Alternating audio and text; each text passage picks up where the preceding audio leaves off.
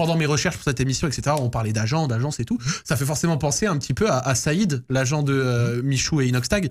Et c'est un gars qui est passé un peu d'agent de sécurité. Donc, c'est-à-dire que lui, à la PJW, dans cet article de Street Press qui est très intéressant et qui le présente un petit peu en long et en large, c'est un gars qui est passé un peu d'agent de sécurité pour Michou et Inoxtag à la PJW à, au final, agent tout court, d'accord. Et maintenant, il gère leur deal. Il a un petit bureau à Webedia. Il fait des connexions rap et un petit peu gaming et tout. Bon, je dis pas qu'il a inventé ça, mais c'était un gars qui, dans les années 2000, côtoyait déjà un peu le milieu du rap. Donc, du coup, il a permis quelques connexions entre, du coup, Michou et Inox, des rappeurs. Il est derrière, par exemple, l'album d'Inox, l'album de Michou, du coup, pardon. Et c'est un gars qui fait quand même pas mal de choses. Et dans ses je trouve, en tout cas, dans cet article de Street Press, que c'est super intéressant. Et il a l'air de faire... Pourquoi tu souris? Pourquoi tu souris? Oui. Alors moi, je connais bien l'histoire. Ah, vas-y. Parce que Saïd, en fait, le premier à l'avoir recruté à la Paris Games Week, c'était nous. Ah ouais? Pour faire la sécurité, notamment de Solari, de Michou et Inox, dont on s'occupait. Et voilà. Et après, il a fait le voyage au Maroc avec eux. Et du coup, il les a amenés chez Webedia. Bon. Mais... Elle a été super vite. Tu vois, en fait, de base. Parce que de base. Mais je m'en fous parce que moi, je m'occupais pas d'eux, c'est Iris, donc c'est l'échec d'Iris. Du coup, Kali, voilà. Wow. Donc, mais par contre, parce que moi, on continue de bosser pas mal avec Valouz, Iris. Apparemment, ça se passe super bien. Donc, et je pense qu'il leur a amené tout l'univers, un peu, tous les clips de rap qu'ils font, toutes les collabs qu'ils ont fait, etc. Mais ça rejoint ce que disait Samuel, en fait. C'est que c'est difficile à apprendre et c'est une relation, tu vois, une connexion qui se fait avec quelqu'un à un moment donné. Alors, il faut que la personne en face soit pas complètement teubée et qu'elle ait les capacités de s'occuper de toi, tu vois. Mais au-delà de ça, c'est beaucoup d'humain, ouais. Donc, il y a plus de savoir-vivre, de savoir-être que de savoir-faire, en fait. Donc ouais, ça marche bien. Et puis, ils y sont maintenant depuis 2-3 ans. Ouais, c'est ça. 3 ans. Ouais, c'est ça. Donc, en tout cas, l'évolution d'un Saïd comme ça qui passe d'agent de sécurité. Le chemin du roi, c'est incroyable. Mais il avait déjà, il me semble, alors je le connais pas hyper méga bien, mais il me semble qu'il avait déjà des connexions quand même dans le rap. Ouais, c'est ça, c'est ce qu'il dit dans l'article. Ouais. Il était pas simplement que agent de sécurité, il était, d'ailleurs, il n'était pas agent de sécurité, c'était... il est vraiment garde du corps, quoi. Alors, tu vois, au début, je me parlais dans l'article parce que du coup, je l'ai lu. Ça disait qu'il était videur dans une boîte de nuit un peu chic et tout. Et qu'ensuite, derrière, en fait, ce que j'allais dire, ensuite, derrière, du coup, il a chopé un petit peu des connexions dans le rap. Il a essayé même lui-même d'en faire. Puis après, derrière, il a produit, il a lancé son label, il a fait plein de trucs et tout.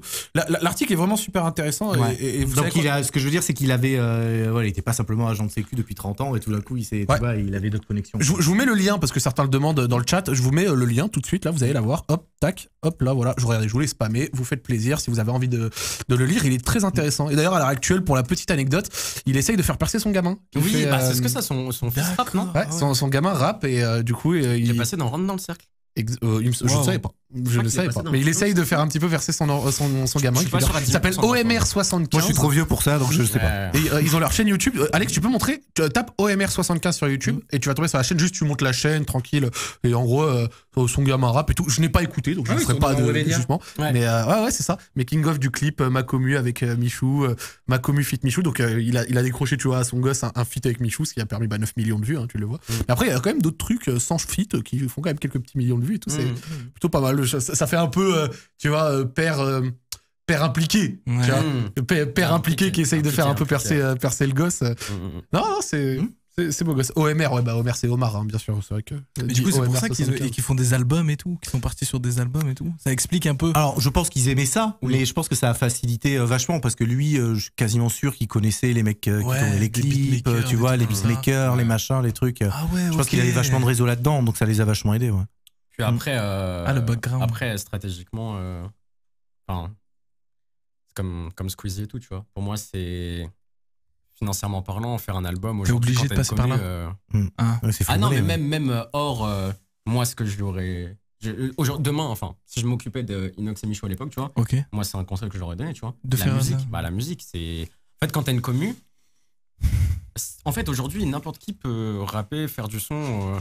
Tu vois, entre les mecs qui t'écrivent les textes, entre les mecs qui vont te faire les prods, entre les mecs qui vont te créer le flow que tu dois avoir. Ce que j'allais dire, la top line, le mec il te met le refrain, il te met. T'as tout, tu vois. Aujourd'hui, tu payes un mec, t'as un tube, t'as un hit. Clé en main. Bah ouais, exactement.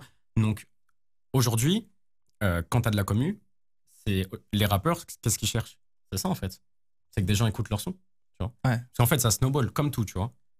Quand tu vas avoir, par exemple, je sais pas, 1 million de vues sur ton son et que t'as un influx et que du coup t'es pas catégorisé comme un rappeur, les gens vont aller écouter juste pour voir à quoi ça ressemble. Tu vois. Donc forcément, ça va snowball, etc. Et je vais me lancer, moi. Mais vas-y. Ceux qui passent sur mes lives, ils savent très bien que ma voix est horrible. Demande des conseils à Dugby, il va pouvoir t'en donner. Oh oui, j'avoue. Dwag, bro. Dwag. On va s'envoyer ça, C'est assez cool,